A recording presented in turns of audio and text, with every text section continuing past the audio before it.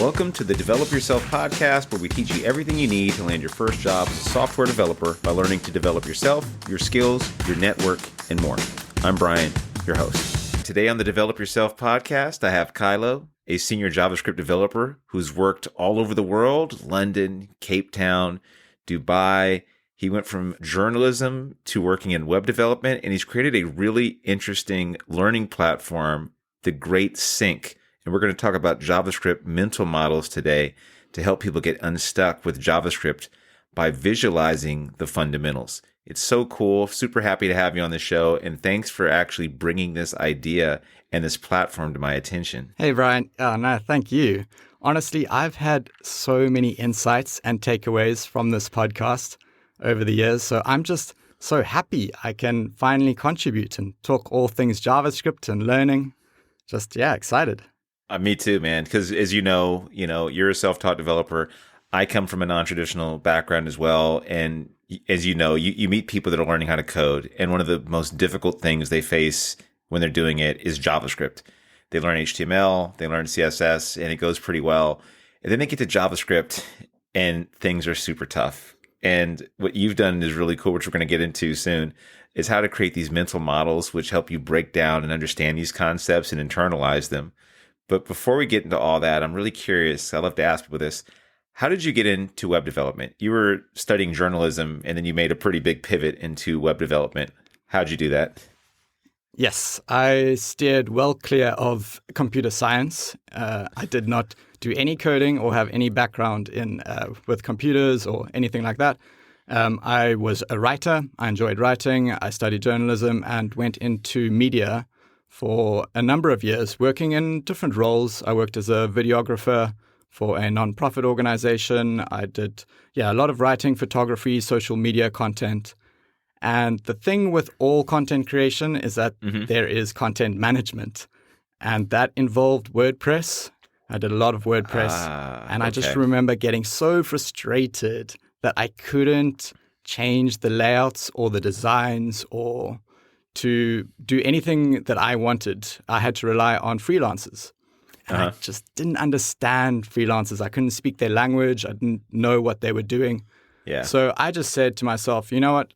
Let's just learn a little bit. Let's just, learn a little bit of HTML and CSS so I can get on the same page as them.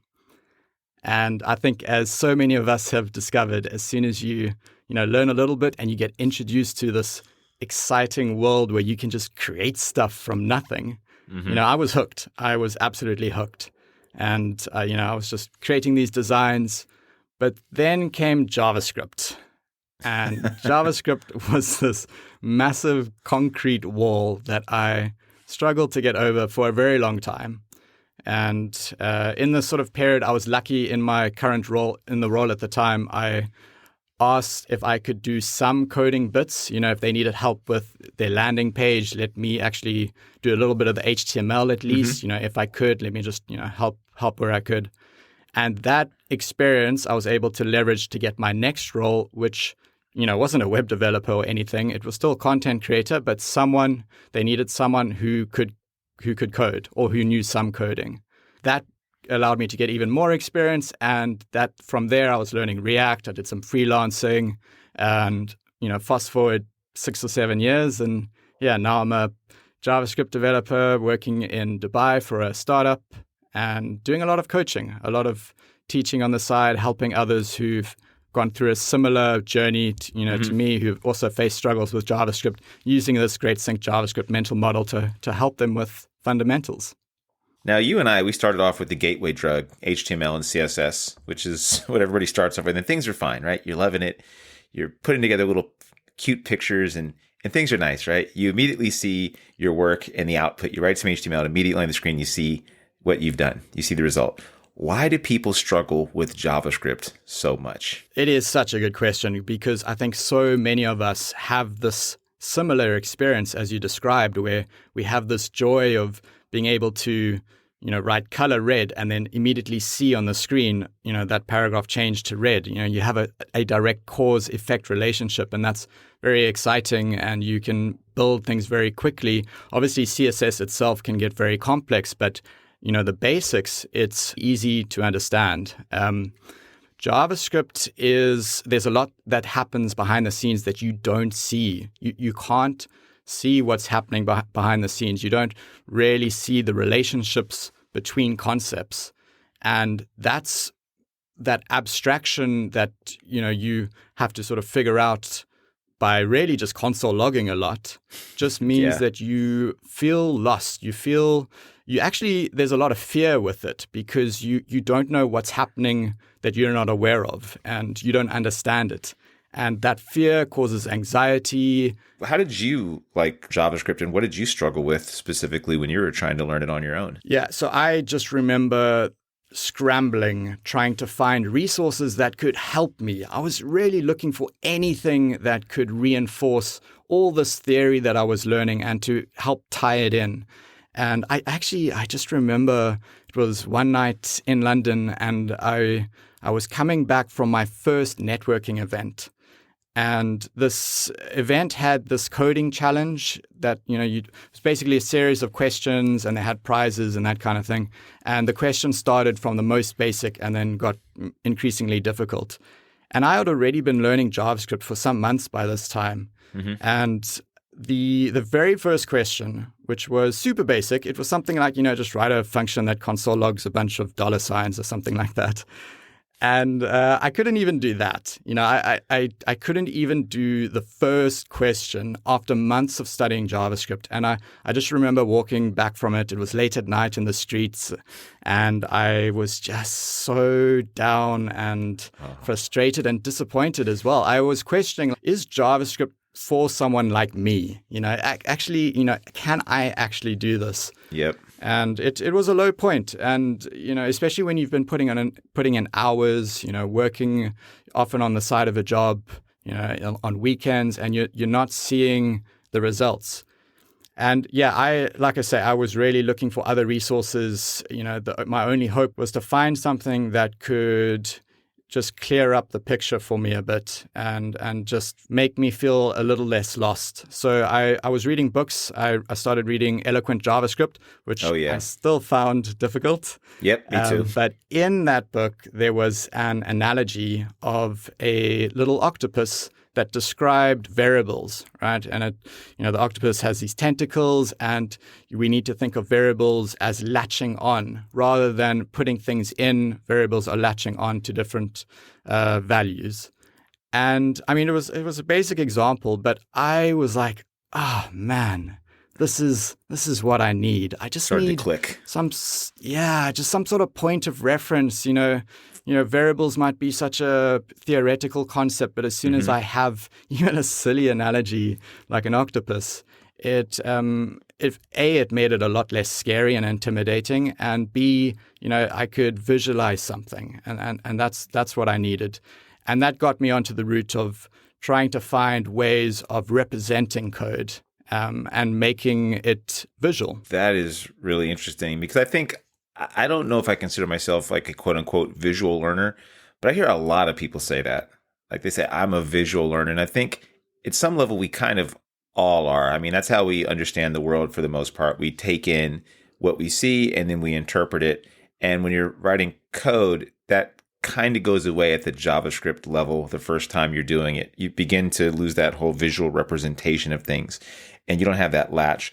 Why do you think that visual learning was a solution for you? And maybe why is visual learning just the solution for us all? Hey, I hope you're enjoying this episode. And if you're interested in becoming a software developer, learning how to build complex software, and actually get hired, join me at Parsity.io.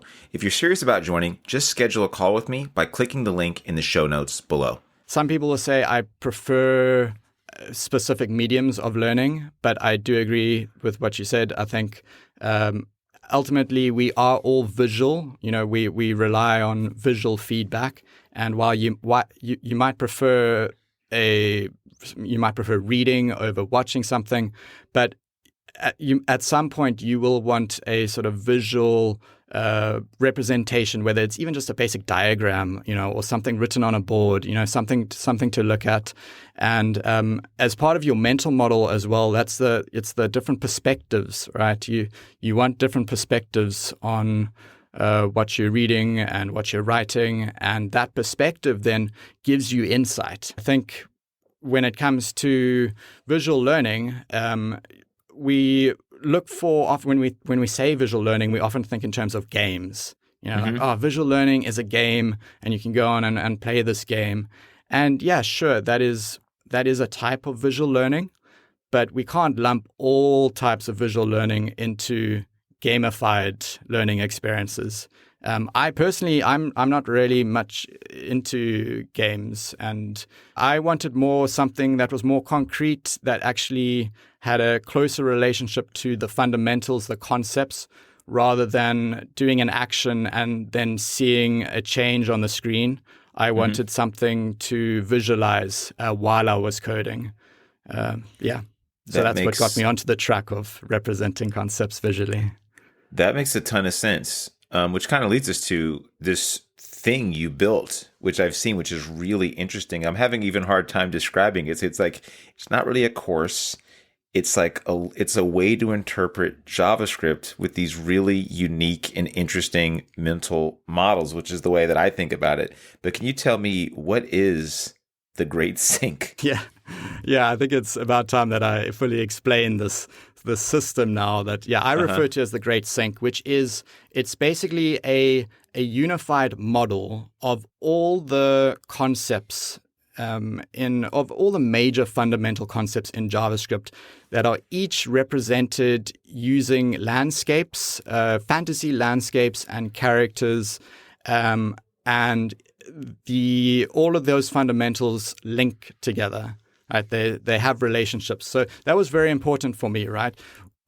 I could have taken each concept and come up with an analogy for it. And that's, there is a lot of that out there. You do find a lot of analogies for explaining a specific concept, like what is a JavaScript promise? And there would be some sort of restaurant or bus analogy or car analogy, usually very overused analogies most of the time. And that can be super helpful, right? It can help you understand that specific concept and, give you a different perspective. But what I wanted was a complete picture of JavaScript. I didn't want to just focus on one little fundamental and then not know how the others fitted together, because I did realize with JavaScript, everything is connected, right? That's right. Closures, if you want to understand closures, you got to understand functions. If you want to understand functions, you got to understand objects. If you want to understand objects, you got to understand values and primitives. Like that, they are all interlinked, and having these disconnected analogies didn't work for me. And I also wanted it to be memorable. That was the other goal, was to make something that was easy for me to remember if I'm stuck or overwhelmed, if I'm reading some code or some documentation, to just pause, take a breath, and then think about the Great Sync and what are the pieces here? What are the layers? And the images that are colorful and usually quite unusual. They can be abstract, but they're meant to be interesting and unforgetting. If you have cars and restaurants and all of that, they all just get mixed into one thing that you remember. But right. I wanted something unique, that I could always recall. It is really unique. Like what I've seen from it, I'm like, what cool examples that you use, and they make sense. And it's super valuable because, as you know, as a JavaScript developer, when you're debugging things, you're trying to figure things out, you kind of need to go back to first principles sometimes. It's like you're looking at a problem. It's likely not super unique. And when you go back and you look, okay, what is going on in this function? Why is this logging this when I expected this? And if you go back to the fundamentals often, you can kind of figure things out a lot better than just throwing things at a wall. And if you have that solid fundamental, that foundation, it can save you, whether you're in an interview, which is one of the probably main places you're going to get like pounded on this trivia and knowing how JavaScript works at a fundamental level, or at work when you're trying to debug things and working in a code base and you're thinking, okay, let me go back to the fundamentals. This is React, or this is Vue, or this is Angular. But what is this really? This is JavaScript at the end of the day. That's what all this stuff is built on, really. Exactly. And it comes down to confidence. Right? Yeah. It's the confidence that you have in JavaScript, and it allows you to go into an interview and say, okay, I don't know this framework, or I don't know this particular library that you're using, but I know JavaScript, and I have the confidence to be able to say to an employer, a lot of people lie, but that's, you don't need to lie. You can say, listen, with, a lot of confidence, I can say, I don't know that library, but I have a really, really good understanding of JavaScript, and I can figure it out. I will very quickly learn whatever library or framework. And also when you start the job, and, it can be very intimidating when you're reading other people's code. You're presented with this code base and you have to start making sense of it. Again, to just have something, like we said earlier, to latch onto. Okay, let's just, bring it down to, okay, what are the different elements? What are the different parts of this code? What are the fundamentals? Let me identify them, almost like put circles around them and be like, okay, so that's that, that's that. And in your mind with the Great Sync, I'm visualizing, okay, so that's how that fits together. I don't need to be scared of that. That's just implementation detail. But I can see roughly what they're doing with functions. And the Great Sync is meant to not make you think in terms of these weird visuals constantly. I'm definitely not saying, while I'm coding, I'm visualizing these fantasy landscapes the whole time. That's not it at all. It's just something to fall back to. Hey, I hope you're enjoying this episode, and if you're interested in becoming a software developer, learning how to build complex software, and actually get hired, join me at Parsity.io. If you're serious about joining, just schedule a call with me by clicking the link in the show notes below.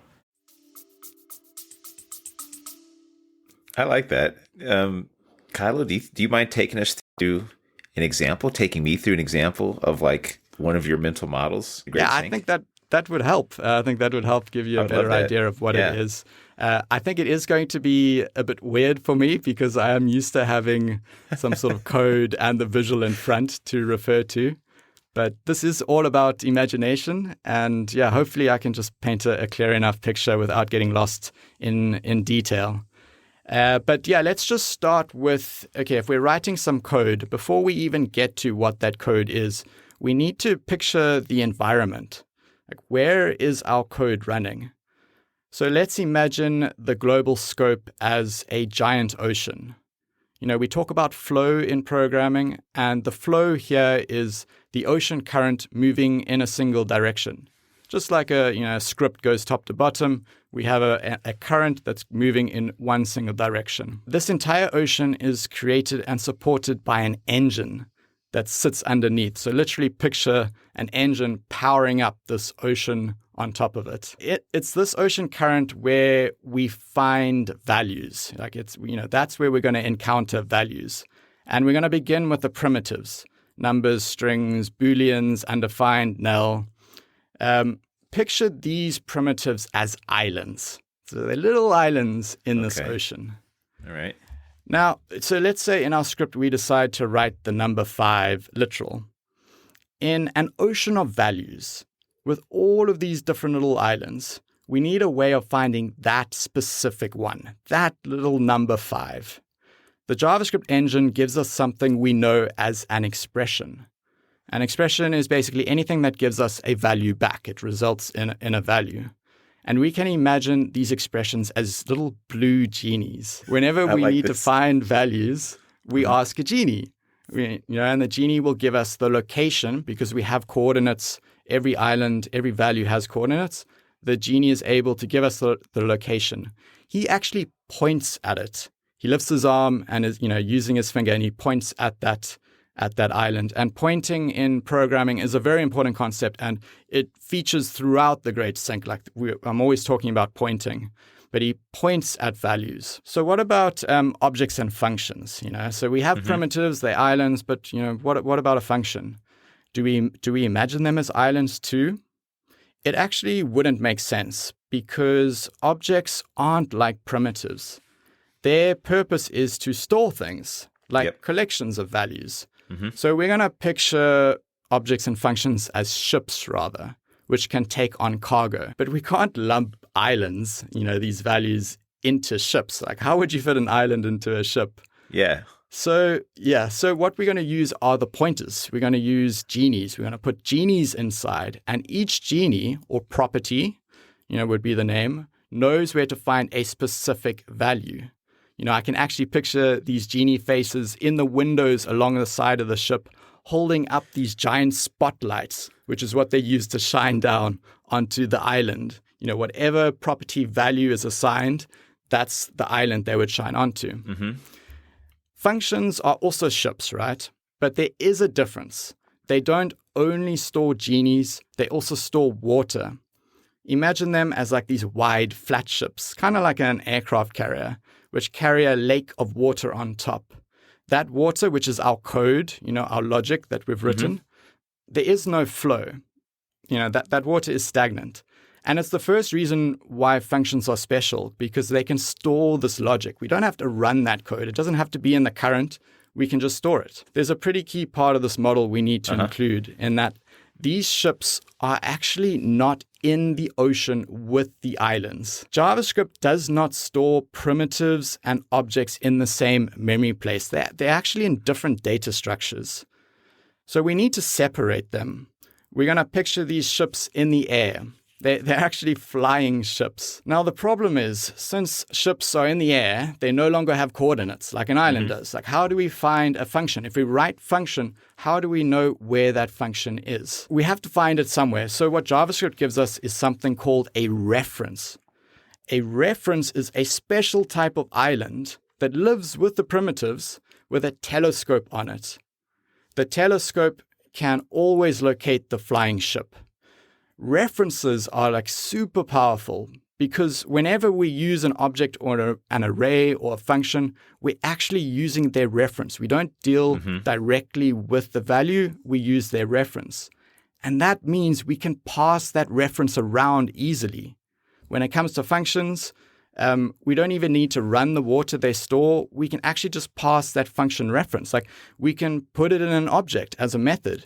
We could pass it to another function as a callback. We just need to have the coordinates. We need to know where that reference island is with the telescope that can pinpoint that function. To complete this little visual exploration, I just want to go back to the function ship. Okay. So besides the genies in the windows and the water on top, there is something else. In the front of the ship, I think we call it the bow, or like right on the tip of the front of the ship. I got you. There's a torso of a magician, a sorceress. Okay, so this is a unique, almost magical ability that all function objects have. When we call a function, we can imagine we're calling the sorceress from the ship, who then invokes the function, like a wizard spell. It's a wizard's invocation. It helps you actually remember the terminology. So it's an invocation. A wizard invokes. When she invokes, we can imagine the circular wormhole that opens up, like a black hole in space. Like outer in the space, middle of like the ship, like where the water is in the floating ship. Yeah. Okay. Yes, just a big open gaping hole. Gotcha. A black hole. Right. And this black hole has such strong gravitational pull, which is the parentheses, when we execute a function, when we write, we have these parentheses. Yeah. So literally picture that as the wormhole, this black hole that's opened, and it's got such strong gravitational pull that all flow stops, right? It pulls back that flow. No code below it is running anymore. So what we're talking about here is, synchronous runtime and call stacks. So there's nothing else is going to run while this wormhole is opened, while this function is executing. That function, that code that was stored on the ship, now this is going to run. This wormhole must resolve into something. For the rest of the code below it to run, that wormhole must turn into an island. It's sort of like at the start of, the universe, like the great, the Big Bang, right? It's turned into something. It's got to turn into a value. So that value could be a primitive. It could be a number. It could be a string. Another function. And it could be another function, but it's going to return the reference. So it's going to be the island with a telescope that can point to that function ship in the air that you've got to locate. We get the reference. So a function can execute and return the reference to another function. And that's actually the start of closures. When you start learning about closures, that's the first step, is to understand the idea that another function can return, and it's what makes them special and first-class citizens in JavaScript. Man. So there's a lot of detail that we would go into, and exactly how that function logic runs, and there's a lot of parts that I didn't want to get into because it would just get a bit confusing. Yeah, for sure. Verbalizing it, but I hope that gives you an idea of what it looks like. There was a couple of things that stuck to me, right? Like the idea of the ship. When I picture this ship in the air, because also just the way you described it is really memorable. It's just not like something I would just think of on my own. But then me knowing JavaScript and working with it for a long time now, and I'm like, oh, that makes sense. The wormhole brought it all together for me. That was the part where I was like, oh, now it's coming together. That was really cool. That was like a really cool little mental trip you took me on right there. Little journey. Yeah, it is. That's really what makes it fun. And at the end of the day, learning should be fun, right? It should be effective. It must be effective. You don't want to be wasting your time. At the end of the day, we're trying to be web developers. Yeah. But if you can find a way to make it fun and entertaining, then that's just going to make everything a lot easier. And the thing with all of those little elements that we mentioned, like the wormhole and the different types of ship. So those are models on their own. You would spend time analyzing each layer, each of those things separately. And there's a lot more detail. Like with an object ship, you would want to understand how prototypal inheritance works. Mm-hmm. And instead of starting a whole new analogy that's disconnected and has nothing to do with ships, we're actually going to use the same ship, the same visual that we have for an object, and then build on top of that, so that this is how we start linking those fundamentals together and connecting them and building up a bigger picture of how JavaScript works. This continuity. As far as like the Great Sync, is this something that ultimately you see as helping people to build things, or is this a way to learn theory, or some sort of combination? Yeah, this is actually it's a super important question. And with everyone who I teach and I coach using this system, the first thing I try and emphasize is spending all your time visualizing the Great Sync is not going to turn you into a coder. Like, I wish it would. I really wish it would, that you could read this novel, like you said. You could read a novel and just be transported into a story. Yeah, and just like think of Genies and ships, and you got it. Now you can start writing React. And it doesn't work like that. At the end of the day, if you want to learn to code, you got to spend a lot of time writing code. Like that's, you've got to write code. You've got to do exercises. You got to do projects.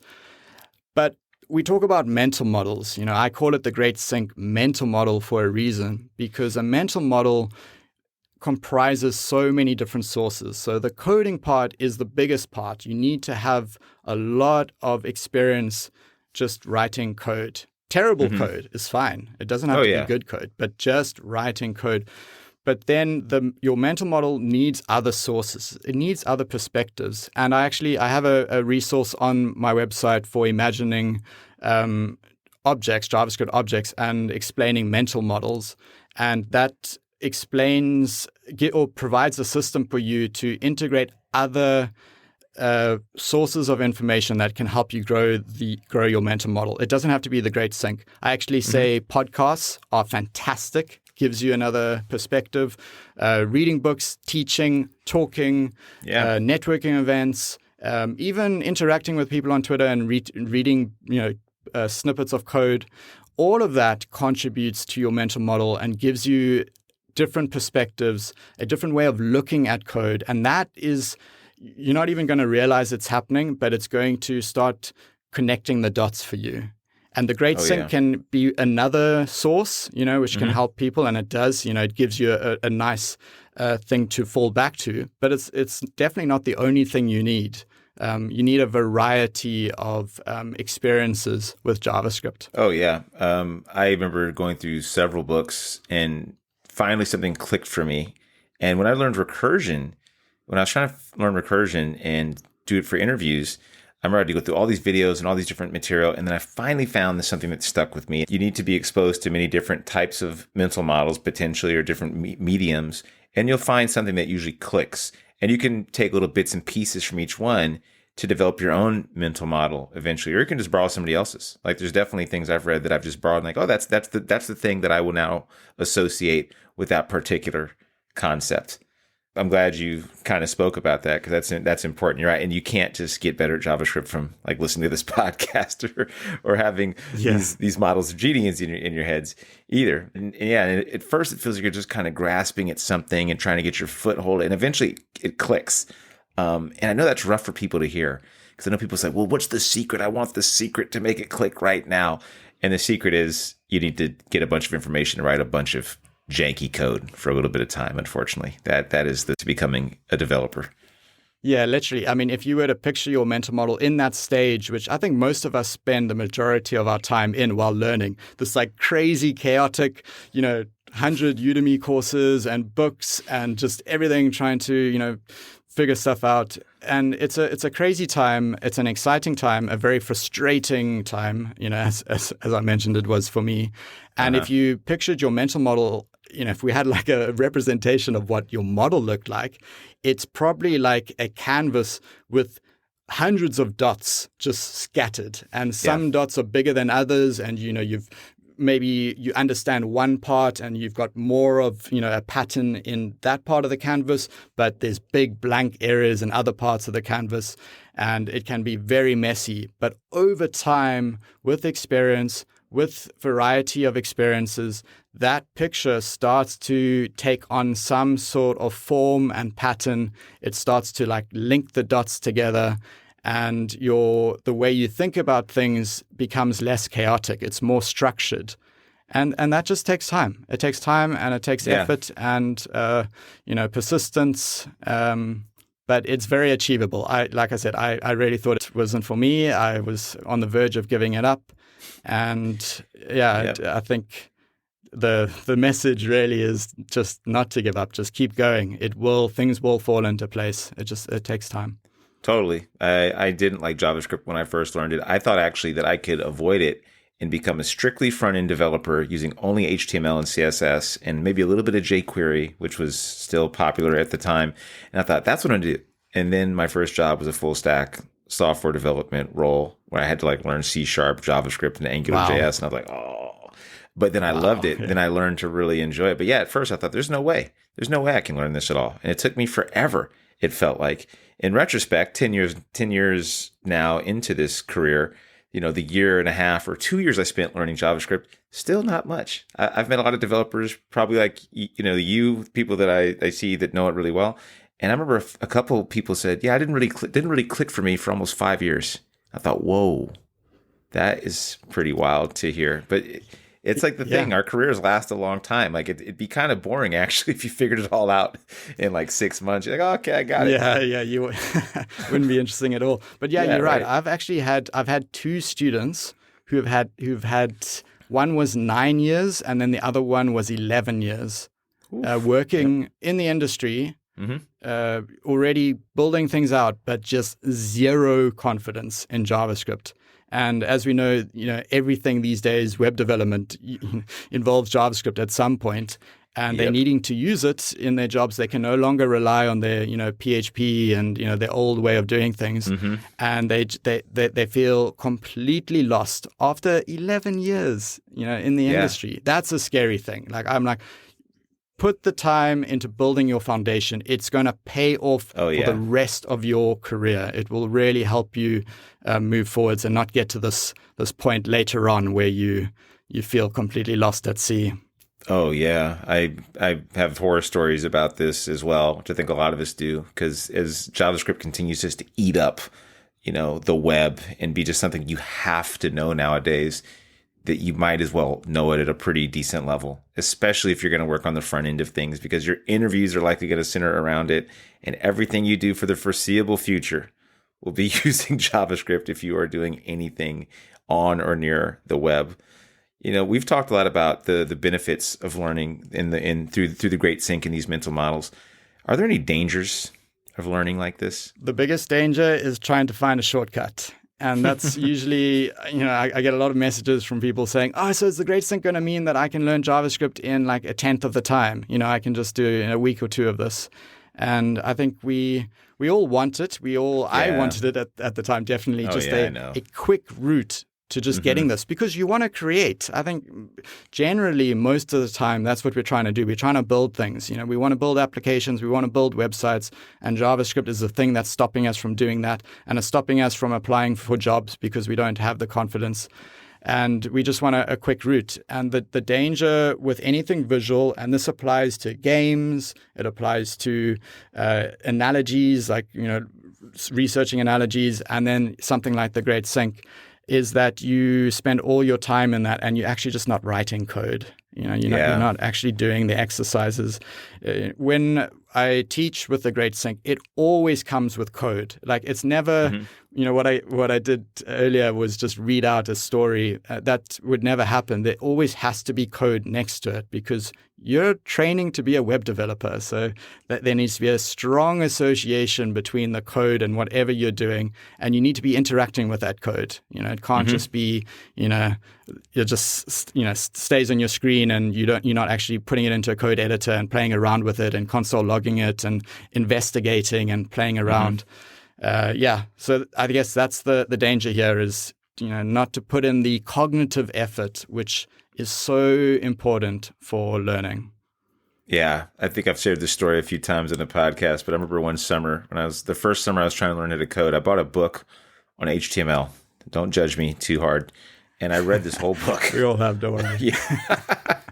I read the whole thing from like front to back, and I was like, done. And then I got to my computer and I'm like, wait, where do I even write the code? I'm like, I learned all this random HTML stuff, and I thought that was like how people learn stuff. I'm like, okay, you go to school, you read a book, and then that makes you kind of an expert in the thing. I thought, well, now I'm an expert in HTML, and I had zero clue where to even begin at the end of the summer. I'm like, I read this, hundreds of pages of books. But yeah, that is the most important piece of this puzzle, doing the thing and actually doing it beyond all the stuff you're not reading. Learning all this theory and then not knowing even where to start writing code or where you even begin. Yeah, I was lost in the sauce for sure. Kylo, I've really enjoyed speaking with you today. Thanks you so much for giving me a new mental model, honestly, and hopefully a lot of people out there as well. Where can people find you and learn more about the Great Sync? So thegreatsync.com is where you can sign up, and I have a bunch of free resources there, including ways that you can build your mental model. I'm also on Instagram at devkylo. Please, direct message me. I'm always keen to chat, especially if you're struggling with JavaScript and going through a tough time. I'm always happy to have a chat. And then I am releasing on the 20th of November Imagine JavaScript, which is the fundamentals course. So it's focusing on fundamentals, not necessarily building applications, but it uses the Great Sync to help you get a firm grip of all the fundamentals. And I do have a discount code for listeners of this podcast. Very cool. Thank you. Just develop yourself, lowercase, one word, when it's out. Yeah. Cool. Please check it out. Sweet. Yeah, that'll be all in the show notes, by the way. So if you want to go to the show notes, you find all the links and things like there. Thank you so much. I really love the Great Sync and your explanation today. Really can't wait to read the book, first of all, and also begin looking more into your site, which I've found so cool. I'm like, this is the thing I wish I had back in the days when I was learning this stuff. Very cool. Thanks a lot, Kylo. No, thank you, Brian. Thanks. It's been really great. Loved it. That'll do it for today's episode of the Develop Yourself podcast. If you're serious about switching careers and becoming a software developer and building complex software and want to work directly with me and my team, go to parsity.io. And if you want more information, feel free to schedule a chat by just clicking the link in the show notes. See you next time.